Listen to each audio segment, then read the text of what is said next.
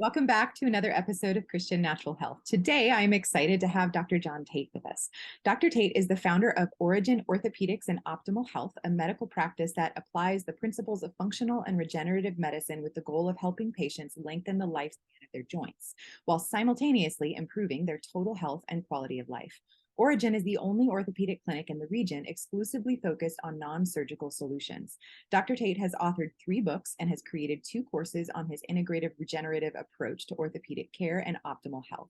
He gives more than a dozen talks per year on his unique approach to optimizing one's human potential. Welcome, Dr. Tait. Thanks so much for joining us. Hey, thanks for having me. Yeah, for sure. So, all right, you have this interesting story that changed your perspective from pain management to actually trying to do regenerative medicine. So tell us about that. How'd that happen?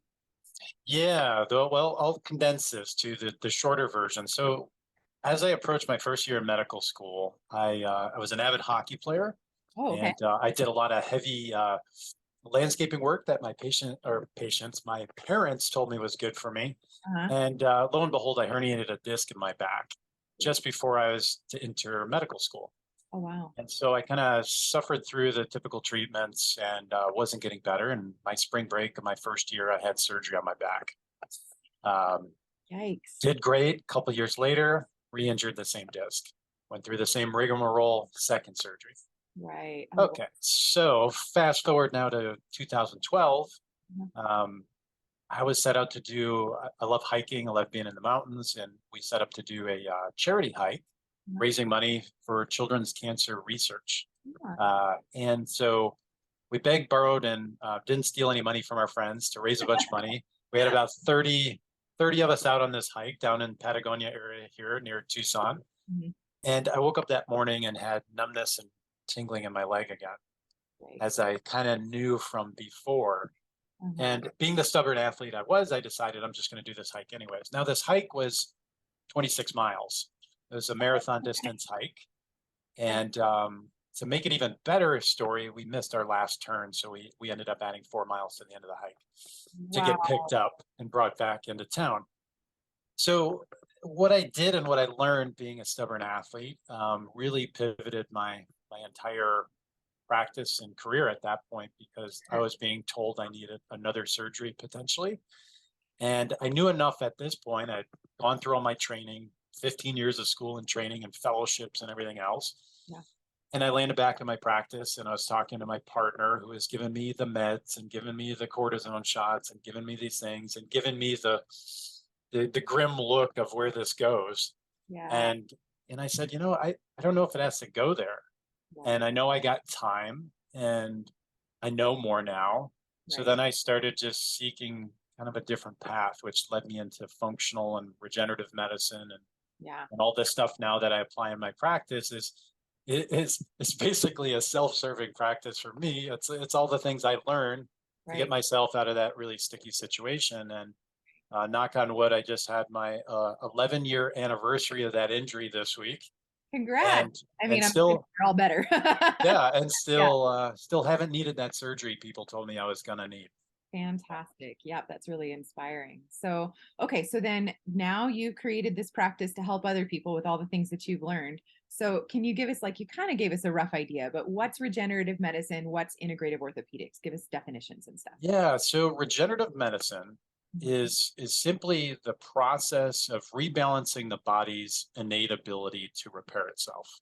You know, we are gifted this amazing system of systems, Mhm. our body, and its default mechanism is actually to repair Mhm. cell by cell, brick by brick, inside our body. That is the default setting. Now, most of us that are fortunate to live into our middle or later years think the default setting shifts to degeneration in how we feel. Yeah, right. But it's not. However, the default is regeneration. A million cells a second, as we're talking right now, Yeah. die off. Okay. But a million cells are then replaced, more or less. Uh-huh. And if that balance starts to shift a little bit Uh-huh. over time, and we can't really repair as many cells effectively as we're losing, then what happens is we age, and Mhm. we age all of our tissues in our body at a different rate. Mhm. Regenerative medicine is simply applying a method to help your body rebalance that teeter totter, Mhm. right? So let's take your joints, for instance, because a lot of people think the cartilage in your joint, the cap on the end of our bones, Mhm. is like rubber on a tire. So people are told, oh, it's wear and tear arthritis. Sure. But your musculoskeletal system turns over every cell that comprises that cartilage tissue every 5 to 7 years. Oh, wow. Yeah. But if we're aging and the balance is already tipped this way, and we're putting a lot of demand, like some of my, older active athletes in my practice like to do, with probably training more than professional athletes, Oh, wow. then this balance shifts even more. So Right. what we're doing with regenerative medicine is leveraging the physiology of your body to Mhm. help rebalance it, push it back the other way, so that you can continue to age out more level instead of feeling like you're Mhm. aging down the slope.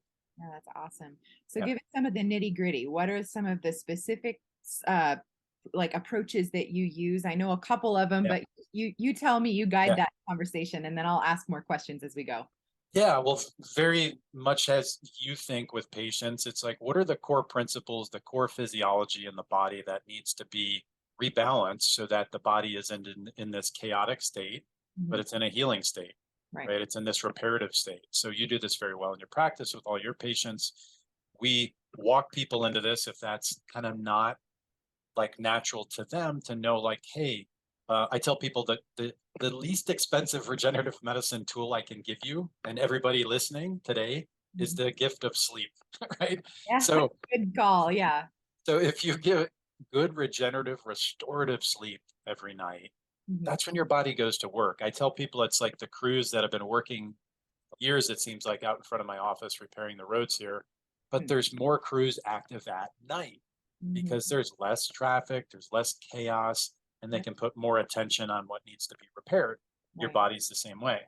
Interesting. So, Yeah. if we get your sleep right, and we get the right kind of stress in your life, not too much of the wrong stress in your life, Right. right? When I mean stress, it's like moving your body, stressing these tissues, giving them the nudge they need in the signals to get stronger and repair. Right. And we get your physiology right with the right nutrition, Mhm. right? Then we can move into some really cutting edge type of treatments where we can apply this whole principle really by taking cells from you out Mhm. of your own body. Mhm. Okay, so I can take them out of your bloodstream, I Mhm. can take them out of your fat tissue, I Mhm. can take them out of your bone marrow. Uh-huh. That These sounds are three banks of cells that we can withdraw from, right. literally, Uh-huh. and then deposit them back into your body where maybe that cartilage is failing, maybe it is going down that hill, and Uh-huh. we can slow that process down. Gotcha. Okay. So it sounds like you're referring to PRP, the platelet-rich plasma, right? For the Yeah. blood component. And Yep. then there's also stem cell therapy, sounds like you're talking about. Can you tease those apart for us? Tell us what they are and Yes. who use what? Yeah. So if we go back to like the evolution of regenerative medicine, right? Like back in the 1950s, a couple of smart docs figured out that you could actually take dextrose, which is sugar, Right. okay, and you could combine it with lidocaine, which is an anesthetic, Mhm. and you could go into an injured tissue, needle it, and inject this solution around that. Mhm. Now, we know what sugar does in our body when we consume too much of it. What happens? Mhm. Well, all kinds of stuff. Your body goes downhill for sure. But we create this inflammatory kind of response. Now, if we apply this really precisely, so Uh-huh. say you have an injured elbow, tendon attaching to your elbow, the infamous tennis elbow, Mhm. and we apply that right to that target with a precise dose of this, and we stimulate right where that tissue needs to heal, we Mhm. incite inflammation. And Mhm. that's the first step your body actually needs to heal. And most people don't know this, Uh-huh. right? They think inflammation is bad. They've been programmed through commercials and advertisements and magazines that you just take the Aleve, take a couple and keep going, right? Right. Inflammation's bad, but inflammation is necessary and good in the early stage Mhm. because it steps your body to the next step where it can now attract the right cells in, the Mhm. right nutrition in, and it can start this reparative process that starts to walk up the steps, right? Yep. Towards strengthening the tissue, remodeling that tissue, making it more resilient. Yep. And now we have to give it the time and the space to actually heal. Do its Because job. that's what a lot of my really active people don't want to do. So they don't Right. really back out of the activity. They want to just keep going, but that tissue needs time and space to heal. Sure. So that was what they discovered in the 1950s, Wow, I that didn't we could. realize it was that old. That's Yes. cool. So they were using that treatment for a long, long, long time. And then in the 1990s, Mhm. what other physicians and really dentistry, they were using in maxillofacial surgery. If people had, bad issues inside the mouth, they had big ulcers and things that were really hard to heal. They started applying what we call PRP, which stands for platelet-rich plasma. Mhm. So now if we were to extract one's blood, we get three types of cells suspended in plasma, which is the liquid part of the blood. We get red cells, we get white cells, and we get platelets. Mhm. Now, platelets are just stock full of growth factors. And we've all seen this in action. If we've cut our hand, it bleeds. If it's not too deep, it stops. All right. And then the body starts to signal those same steps Uh-huh. to track cells in, Mhm. repair the tissue. And over time, you can't even see where you cut yourself. Mhm. So now, then they borrowed that concept and applied it to orthopedics and said, hey, what if we just kind of ratchet up the intensity here of prolotherapy and we use actually platelet therapy? Right. Again, inject it right into the site, but now we're using live growth factors from you. As opposed to trying to recruit your own, which is what you're That's doing right. below. I see. Okay. Yeah. So prolo it's kind of like shooting up a flare gun and asking your body to come to the area, Yeah. right? Right. Uh-huh. Platelet therapy is like, we're just going to deliver the whole search and rescue crew right to the site. Gotcha. All right. So one step more aggressive. Gotcha. Yeah, Okay. yeah. And then as things evolved, platelet therapy went through all these iterations, and now we talk about, the different concentrations of these platelets, and do we want it, with a few white cells left behind or no white cells? So we have a machine that's very, uh, well, it's it has a lot of computer assisting technology there to actually formulate these cocktails of cells that we really want. Because in Okay. the old day, we would just spin it in a centrifuge, and then we try to like pipette off the cells. I thought that's what you And did. Wow. Okay. yeah, and now what we're doing is goes into a system. I use an FDA approved device for this that separates these cells and can concentrate them at the concentrations I want for the type of tissue I'm treating. Okay. Wow. So we may want higher concentrations of platelets. We may want actually a few white cells in there sometimes not.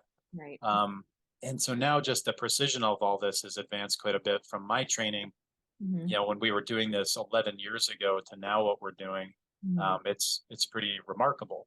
Mhm. So then if we finish the evolution, then it went to stem cells, Gotcha. right? So Okay. stem cells now are the most powerful cell in your body. They are literally the source code that brought you into existence, right? And Right. then we have these banks of cells that were left in our body, in our bone marrow, in our fat tissue, some of them dormant in our bloodstream that are circulating right now through us. And they're waiting for their opportunity to step up when they need to help repair your body. Right. So stem cells literally go out and seek out injured tissue and heal it Mhm. by releasing very powerful growth factors and stimulating your body's own ability to repair. Gotcha. That reparative process that we were talking about that does the thing naturally. The thing that is pushing that to happen Uh-huh. in large part are stem cells. So Gotcha. now we can extract those from you Uh-huh. and we can apply those. Okay. Okay. Yeah. And so when would you choose one over the other? It sounds like the stem cells are the best and the prolo is the least accurate. Am I understanding that correctly? More or less? Yeah. So yeah, we can think about it that way in magnitudes of power. Okay. So I tell people I go to this car wash up the road from my office sometimes, and they got the best, the better, and the good wash, right? Sure. so I think about it like we have those three banks of cells if we're thinking about in one's body. Mhm. Prolotherapy is kind of a weak tool that we still use, and I do apply it in my practice for certain things, Right. and it attracts those cells. But now if we got three banks of cells, we can decide which ones we use. If we stack three banks of Mhm. cells, we're probably going to get a more powerful response than two or one. Okay. Okay. And then we go to the tissue type we're treating. So in my example before, if I'm treating a tendon or a ligament Mhm. injury that somebody has in a chronic Achilles tendon injury, Mhm. or this tennis elbow situation, or attached to their kneecap, a patellar tendon issue, Mhm. or maybe a partial rotator cuff tear in their shoulder. Okay, Gotcha. these are tendon, what we call soft tissues. A Mhm. lot of times platelets can do a very good job healing those things. Mhm. With one caveat, they Mhm. can't be completely torn Sure. They got because something to work with. Yeah. yeah, you got to have some structure, some scaffolding there for these cells to go in and do their thing and help strengthen that injured tissue. Gotcha. stem cells we often think about now using if it's a hard tissue or harder problem to solve. That would be like the cartilage on the end of your bones, maybe a meniscus tissue in your knee, maybe a labral tissue in your hip. Okay. These are more challenging tissues to heal because of their blood supply and other factors. So it's often where we need to incorporate some type of stem cell with that, and we stack those and the platelets together. I see. Okay. And I'm assuming that there's a price differential most likely as well, right? With your Yeah, stem as you climb that ladder of treatment, just like the car wash, the price does go up. cells. Yes. Yeah, makes sense. Makes sense. Yeah. So, why would stem cell treatments not work for everyone? Is it mostly because of the tissue doesn't have anything to build upon, essentially? Is that the main reason? Sure. So, I look at three factors. One, the severity of the injury. Okay. So, a lot of people, I just had, somebody jump in and push a form through to me about asking about a rotator cuff tear. So they got on my website, said, hey, can you help me with this? I saw two docs. They said I need surgery. I had surgery a while ago. I retore this thing they repaired. So it's going to come down to, again, simply, is it torn like this completely? Right. Did they partially tear this tendon where there's still fibers there that we can work with? Sure. Or like a lot of people, as they age these tissues, it's almost like a fraying of you think about a new cord rope and then an old used frayed out rope. Those are better scenarios, either the frayed rope or the partial tear versus a complete tear, Makes sense. to be able to heal in there. Right. So the severity of the injury matters. Right. The age of the patient matters because the viability and strength of our cells is dictated a lot by our age, but it's not just the chronological age, it's what's your biological age. Sure. Yeah. So you probably work on this with your patients and say, Yeah. hey, you may be 55, but biologically now we can test people and we can see that you may only be 45, 35. Yeah. Are you doing telomere testing? Is that how you're figuring that out? Right. So some of these tests like True Diagnostics or, Elysium, I was looking at this company that's got a new test that looks at these biological scores of different systems in the body. Yeah. So, we can be chronologically 46 like I am, but I usually tell people 66, and then they're like, wow. I'll give you a lot more advertising power. They're like, you look good for 66. But your biological age and how these cells still have the energy to do their thing can be way younger than you. Right. So I don't subscribe to the ageism of like, well, we get old and we can't repair. Now, it's true that those systems aren't as vigorous as they used to be. Sure. When I look at how my 4.5-year-old son heals a cut or a bruise compared to me, there's no question he heals that thing faster. Yeah. But we can still use those cells. They are still quite viable all the way out to a pretty old age. But the real factor I see in these having success or not is the stuff that you do so well in your practice. It's building the foundational health. So there's not this like raging chaos in the body. Yeah, exactly. Because I tell people if that's what's going on, we need to get them to somebody like you so that we can recalibrate and rebalance all these systems, from your nutritional system to digestion to immune system to hormones, whatever it is, we want that system like really, in a nice balanced state, in a healing state where now it's prepared to receive that treatment and do really well. Because otherwise I tell people this is going to work, but it's kind of like taking these really great cells and throwing them into kind of a wood chipper. Oh, wow.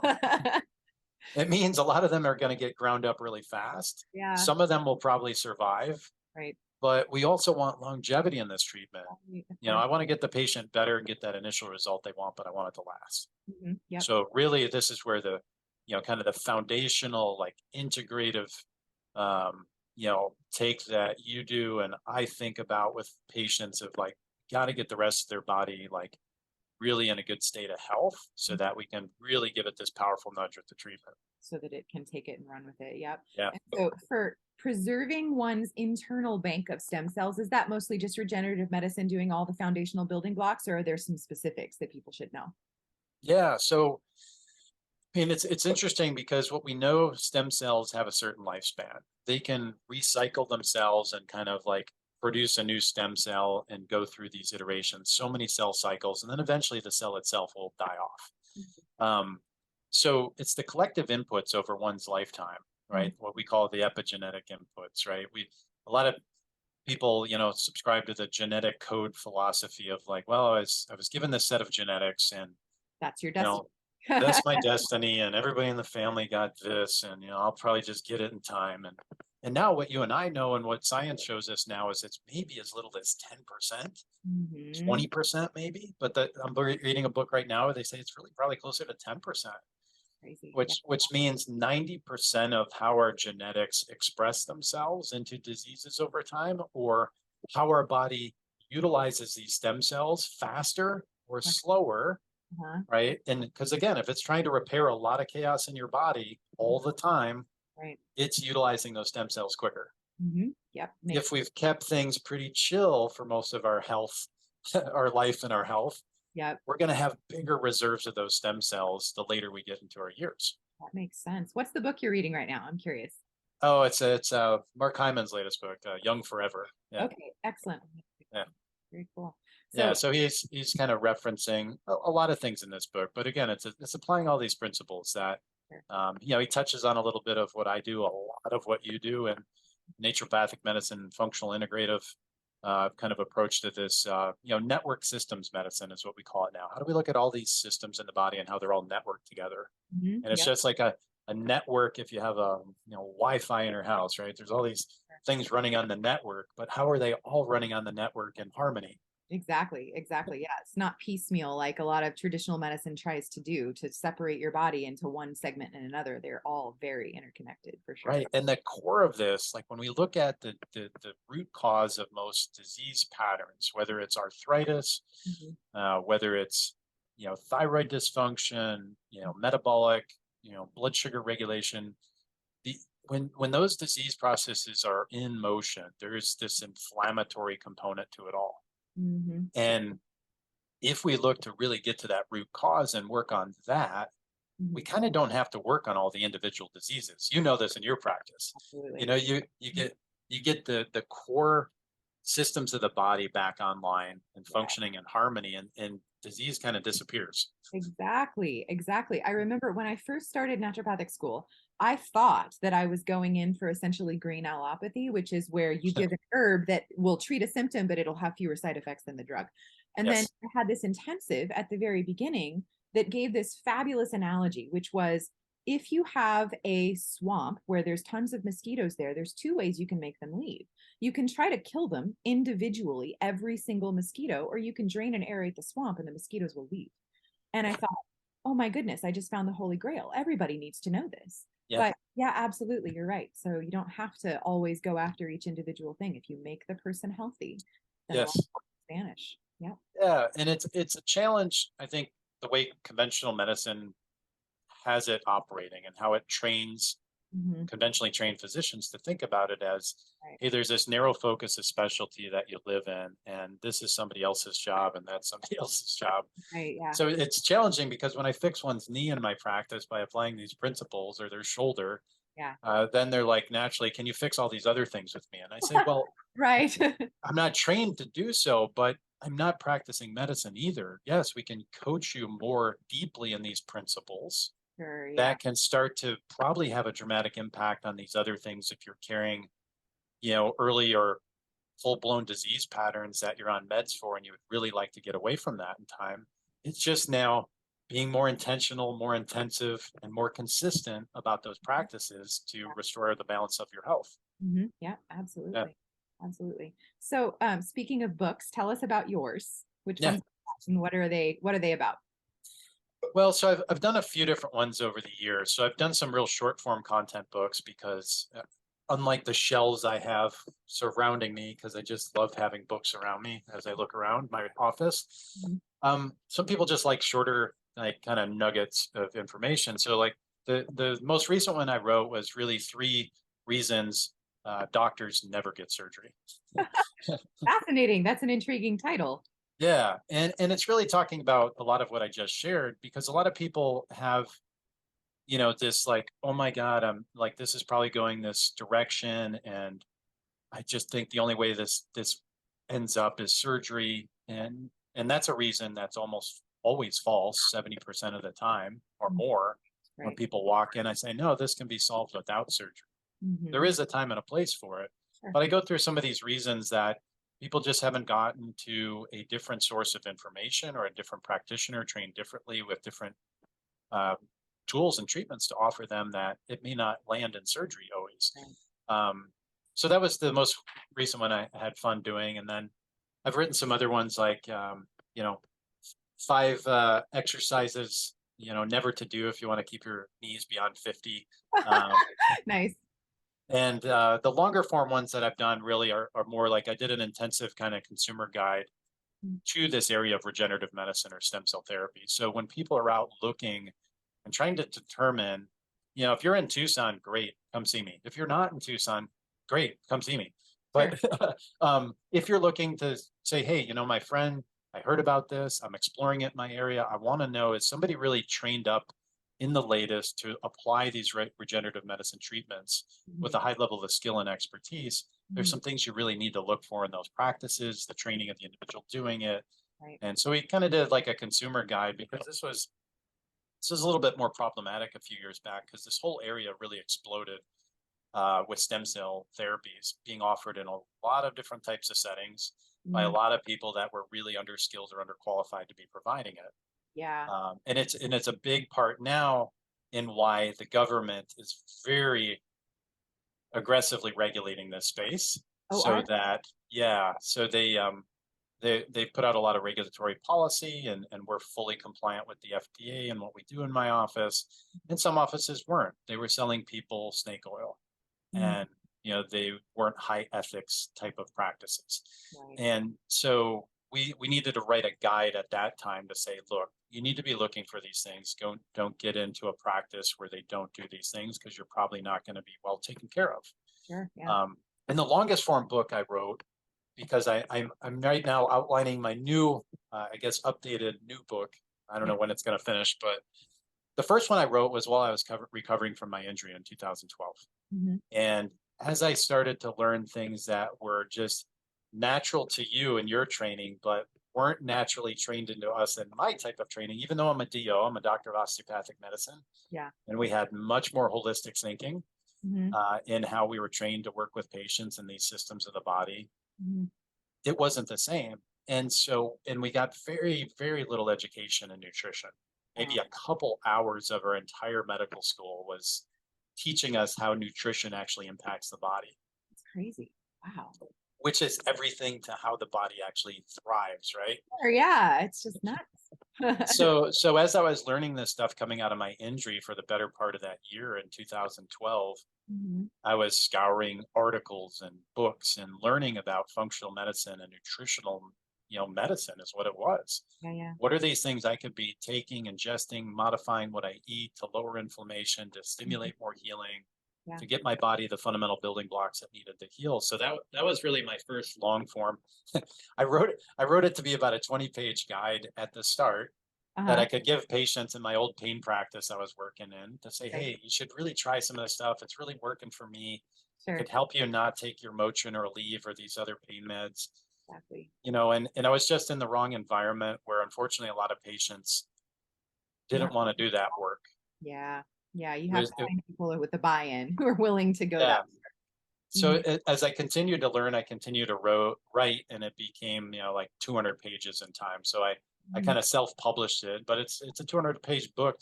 It's called The Pain-Free Diet, Uh-huh. and it's really talking about these principles of how does your body work and repair. Mhm. What are the things we're doing, maybe multiple times a day, eating, ingesting things that in our chemistry, genetics, microbiome, and all the other ohms of the body Mhm. it doesn't sit well with your chemistry, so it's disrupting this balance. And some people just don't know it. They think they're eating something really healthy for them. Mhm. It's not like they're guzzling Mountain Dew and Twizzlers, Sure. but there's something in the chemistry of that food that doesn't Work. really integrate with their chemistry, and it creates this inflammation. Right, right. So that was really the aim I set out to share with people in that book is, Mhm. what are some of these things at a very learnable level that you don't need deep level testing to Mhm. figure out, but you start to do some experiments with certain food groups and Sure. just see how your body feels and performs when maybe you're taking that out for a period of time or subbing it back in, and then how do you feel? Yeah. Gotcha. Yeah, that's awesome. And then your courses, are these aimed at patients or are they aimed at medical professionals or either one? Patience, most of my stuff really, when somebody point blank me, they said, what do you aim to do with your practice? It's really easy. I aim to like end human suffering, right? Of course, sure. So, Afternoon. uh, yeah, right. Just easy. It's what I do. But that's really what it is. So a lot of my stuff is aimed at the consumer, the patient, the client. Yeah. Somebody that says, man, I would like some, intro to this stuff and things that I can easily apply that can really help me reduce pain in my body, that can help me start to turn the wheels on some of these functional, principles of how the body is going to just perform better.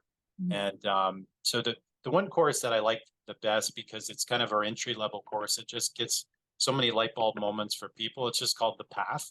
And, we walk people down this path over 4 weeks of learning these things. And it's really, video content from me teaching and some easy like one pagers that people can say, okay, here's the exercise and apply this. Here's how we really recalibrate our sleep, apply that.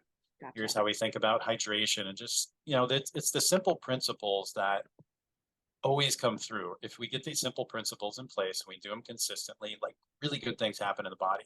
Difference. Yeah. There's some really cool technology in longevity medicine and all this stuff, but we don't even have to be doing that stuff. Let's do the basics. Yeah. Get the basics in, and a lot of good things can happen for people. So I like that. I have a much deeper level course I did called The Climb, where now it's kind of like we're really climbing here. Now we're getting into some heavy duty stuff. Gotcha. So so they're definitely directed towards clients and patients. And so when patients are in my practice, we just, we give them kind of an access key to jump into those courses too, if they want to. Yeah. Awesome. So is there anything that I have not asked you that you want to make sure you leave with our audience? Well, I think the biggest thing for people to know is that, one, physicians aren't all knowing. True. Yep. Right? As many books as I'm surrounded by, and as many things as I've read, and as many years as I've been in this, which is now 23 since I started my true medical training in the year 2000, there's still a lot to be learned. And the more we study and the more we learn, the more there is to learn. Right. So, it's a constantly evolving process where if we're applying what we did in 2010, still, we're kind of behind probably in what we now know that we should be doing, how we can just continue to refine and tinker with it. And it doesn't mean add more things to what you're doing. It just means refine it. Yeah. I actually try to take people the other direction in my practice. Yes. How do we get you on the fewest number of supplements? I agree. How do we, just continue to do you better work getting better food quality or better movement quality in the movement? So it's kind of quality or the quantity. And I think for anybody listening, it's like you just gotta, like, if your gut intuition is like there's another way, as I was thinking when I was injured in 2012, there's another way, there's got to be. Exactly. And then you just start seeking the answers, right? You start asking more questions. And because there's a lot of physicians I interact with that have no idea this stuff exists, even though we've been doing some form of it since the 1950s. Oh, that's crazy. It's amazing how much we don't all talk to each other. Right.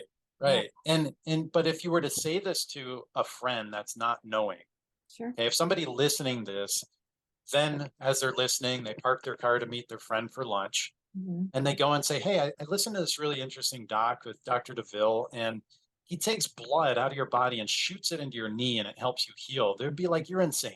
Yeah, I know. If you don't know about it, then it's just going to sound crazy, but sure. But when we distill it down to what it is, like, no, it's not insane. This is actually how your body self-repairs. Exactly. We're just taking you to help you, which I think is the coolest thing about what I do. Exactly. So I think for people out there, that's the biggest thing is keep asking the questions, because there's going to be a lot of people that are quick to dismiss things that they're not familiar with. Sure. And, I think it was a testament to my training that we were trained to be very open-minded, but also to know where our limits are. Right. Know what we know and know what we don't know, and know when we have to phone a friend like you to say, hey, I need you to work with one of my clients, because I need you to go really deep with this person here. And I know that's not my expertise. Right. So, I don't have an ego about what I do. It's like, hey, if I feel like I'm pretty expert in this area, I'm going to let you know. I'm going to take you as far as we can take you. And I'm going to try to build the team for you that you need to really be successful with the other parts. Yep, Yeah. that's what we need for sure. Yeah. So where can people go to find out more about you? Easiest place is to jump on our website, which is Origin Ortho. So we spell it differently, ORIGEN, Ortho, ORTHO.com. Mhm. And that's the easiest place to find us. We're on some of the social platforms under Dr. John Tait, Mhm. JOHNTAIT. Mhm. I'm not as active there as I probably need to be. Mhm. So the easiest way for people to just learn about us, some of our books that I reference, I think we have a couple of them up on our website that people can, click in and download if they want to get some information there. We got a great team. If you opt into a forum and say, I'm just curious, can this help the situation I'm dealing with? I Right. have a great team that will get on a complimentary call and just talk to you, right? And just say, hey, is this something that we do well in our practice? And if not, Mhm. I have colleagues locally, regionally, nationally that do different versions of this for different things that I don't do, and we can point you to those people that we think are really best in class. Fantastic. That's Yeah. great. Well, thank you so much, Dr. Tate. This has been fantastic, really informative. Yeah, well, I enjoyed it. It's a good way to start my Friday. Absolutely. Thanks so much. Are you looking for a holistically minded healthcare practitioner who truly treats root cause rather than symptom suppression? Unfortunately, even in the alternative healing professions, this isn't a given. That's why I've created wholehealthdoctor.com, a resource to help connect patients to healthcare practitioners in their area who share a root cause philosophy. Alternatively, most of the practitioners listed also practice telehealth. So if there isn't anyone local to you, you can still find a great practitioner to help you regain optimal health. Go to wholehealthdoctor.com. That's wholehealthdr.com. Type in your location or just the specialty that you're looking for and find the practitioner who's right for you.